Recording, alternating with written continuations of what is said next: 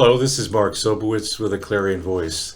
Today we are pleased to have as our guest Mike Hedges, who has been ministering to the homeless for many years with an organization called Hope and Faith.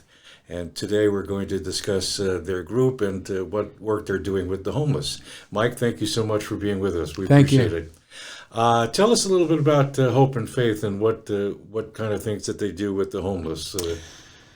Well, it's been a long journey. I've worked with other organizations, El Camino Homeless Organization, for about 17 years, and says that's how I got my feet wet, so to speak, with being with the homeless. And I was involved in the board as well as hands-on with the people, orienting people. And we used to have to move the shelter every month to a different church when before we bought the building that we're in now. So Hope and Faith is just so far beyond that. I left about 4 years ago, and my time was up there, and I wanted to move on to something else. And I found something else here in town. A good friend of mine who's been a missions pastor, Ron Smith, had an organization called Global Sharing, and he has missions all over the world. But he realized that we're supposed to bring the good news to the local community as well, Jerusalem, Judea, Samaria, and the uttermost parts. So he always said, this is our Jerusalem. So we started having a get-together on Thursday nights called The Gathering, and the people come in from under the bridges. These are the unsheltered mainly, not the people in the shelter, which is a totally different crowd, mainly addicts in the creeks and the riverbeds. And that's who would come to our meeting, and they would hear the gospel there. We'd sing some songs. We'd always have a meal. So it was interesting how the meal kind of brought us all together. We'd have 20, 30, 40 people, and sometimes they were quite elaborate meals. And we had different churches represented. It was not any one church sponsor. So globalsharingusa.org, if you want to look up the organization.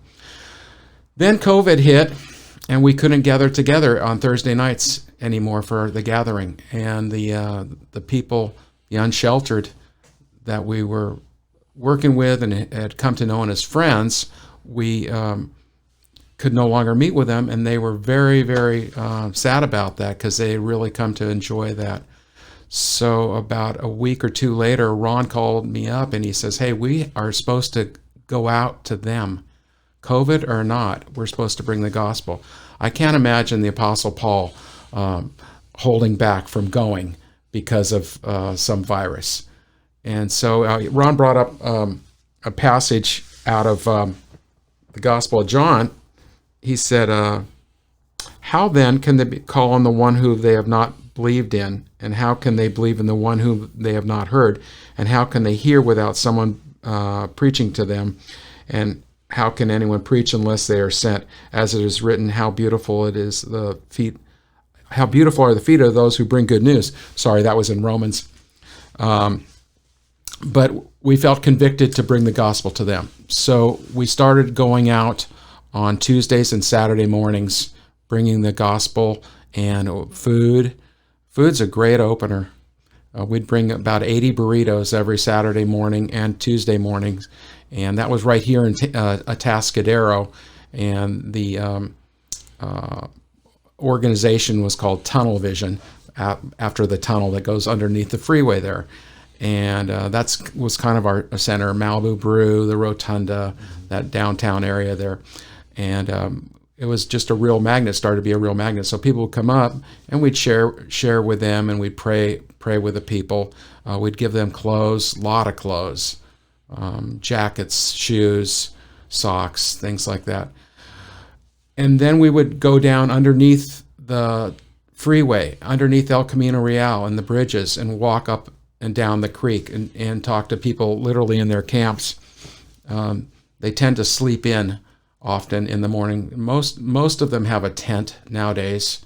Not all, but most have tents. So they just tend to sleep in a bit. So we would actually serve them breakfast in bed. Yeah. Very nice. So that was tunnel vision, and then Aurora William, and who was the former executive director of Echo, who was the administrator when I was at Echo, and she's since resigned, and she is now a grant writer for LAG's recovery. She's very involved in the homeless having mental health problems, and she's a proponent for helping people with mental health. As I mentioned earlier before we got on the camera here, we have a mental health van that actually comes down here in town where the homeless can come in and sit and talk to counselors, and they can help them. About 10 weeks ago, we realized that Paso Robles had more unsheltered people than Atascadero. By the homeless count, there's over 220 unsheltered in Paso Robles and about 75 here in Atascadero. And the Atascadero group, Tunnel Vision, was running real well, and Aurora and I saw an opportunity and felt moved to birth another group of the same up there in Paso Robles, especially with all the news about the riverbed, what's going on. There's been some fires in there, and the city's coming in now and cleaning up their camps, and just along Spring Street and along the railroad tracks, we just find so many needs, and medical needs too. We have nurses on our team, so we're dressing a significant amount of wounds. His Healing Hands, the doctor group, wants to get involved. They're providing medical kits for us, and soon we hope to have some doctors that literally we could possibly on call and say, hey, we got one down in the riverbed here. Could you come down and meet us? So we'll see if that works. But we're attending to their physical needs and their spiritual needs. We often give out the Gospel of John to them. Daily bread.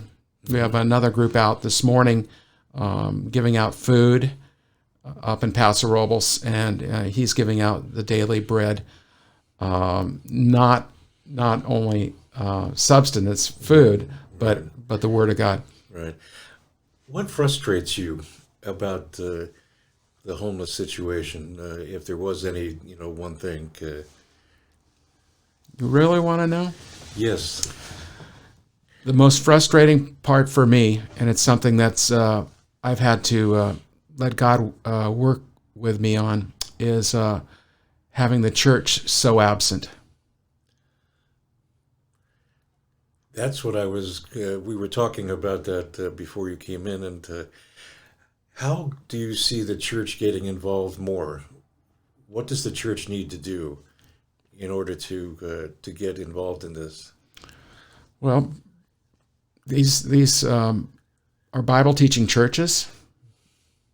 All the churches here are reading the Bible. They read the same Bible, and there's just verse after verse after verse of what the Lord wanted us to do, Jesus, and I mean, it goes back to the Old Testament here in Proverbs. He who has pity on the poor lends to the Lord, and the Lord will pay him back what he has given.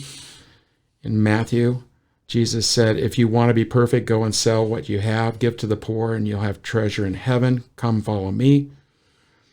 In Luke, when you give a dinner or supper, don't ask your friends, brothers, relatives, nor rich neighbors, lest they also invite you, you'll be repaid. But when you give a feast, invite the poor, the maimed, the lame, the blind, and you'll be blessed. So there's a promise there, a blessing, because they cannot repay you, for you shall be repaid at the resurrection of the just. That's a wonderful promise.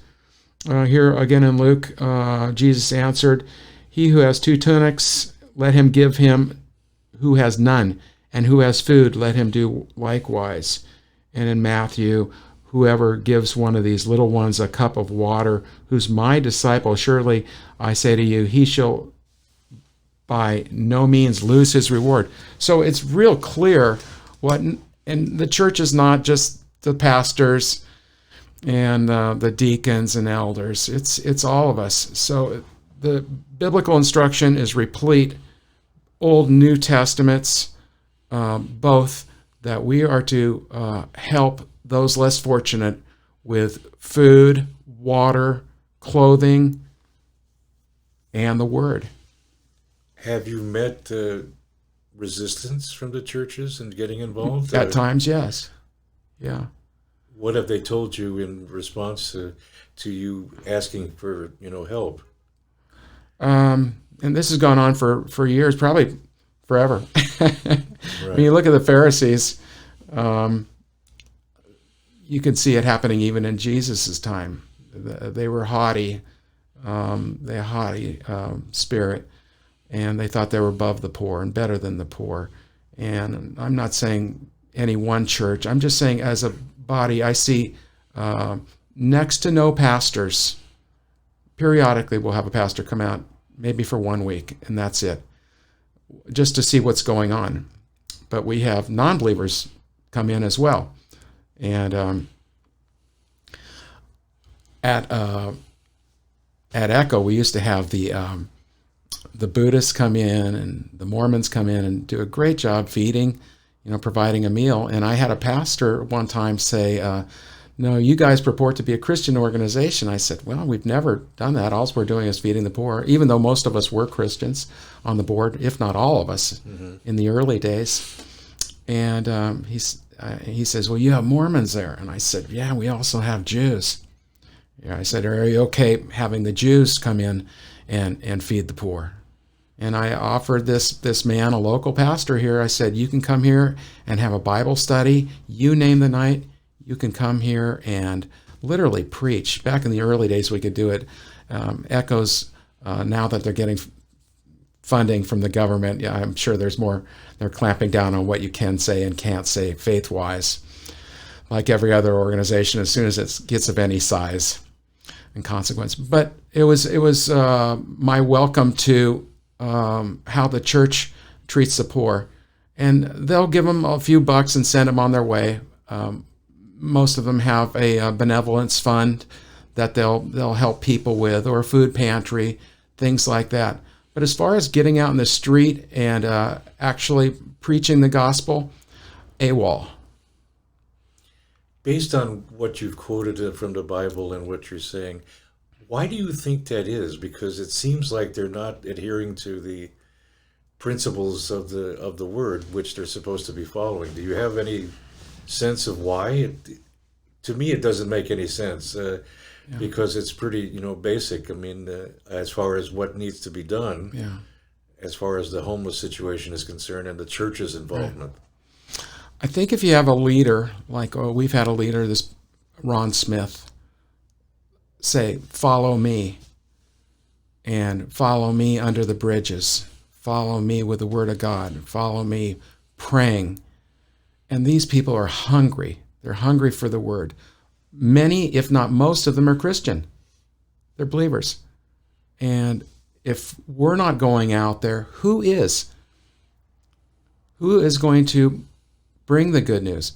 Who is going to preach to them? So we're filling a void with COVID or not. We're doing it before COVID, and we're going to do it after COVID, Lord willing. I don't know the reason why churches are reticent to get involved. I do know that when leaders lead, that their parishioners, their pew sitters will follow. I believe that. Okay. If a church pastor or minister wanted to get in touch with someone in order to get directly involved, how would they do that? I'd call, or even go onto the globalsharingusa.org website and drop a line to Ron Smith and say, how can I get involved? Okay. Or you can go to the Kayla Peach Memorial Foundation. That is our nonprofit that we're working with. Hope and Faith is working with in Paso Robles. Kayla Peach, like the fruit, memorialfoundation.org. And that was a young lady that passed away a few years ago from an overdose, and her mom didn't want to let her life go to waste and without being remembered to help future generations. So Kayla Peach Memorial Foundation raises money to teach children the dangers of drugs and alcohol abuse, and they go into the schools, and there's just been a wonderful organization. And we wanted to work underneath a nonprofit so people could give money to. And Aurora William, who is becoming the president of that organization, she is the former director of ECHO that I told you about. The two of us are the ones that started Hope and Faith under that umbrella of Kayla Peach. Okay. So, but they can find. You can go out on your own. You don't need an organization. I have three friends out right now. One made a pot of soup last week. I don't know what she's serving this week, and she just drove up and down Spring Street and stopped. So it doesn't have to be anything organized, and like I say, almost everybody is hungry for prayer, and many of them know the Lord, but they're just so caught up into mental illness and or addiction. Thank you, Mike, for being here with us and sharing that. We really appreciate that. If you like this video and you want to get in contact with Mike's organization, Hope and Faith, go to globalsharing.org or kaylapeach.org, and please give of yourself if need be, whatever that takes. And if you like this video, please share it with someone, and like and subscribe. And until next time, this is Mark Sobowitz with a Clarion Voice.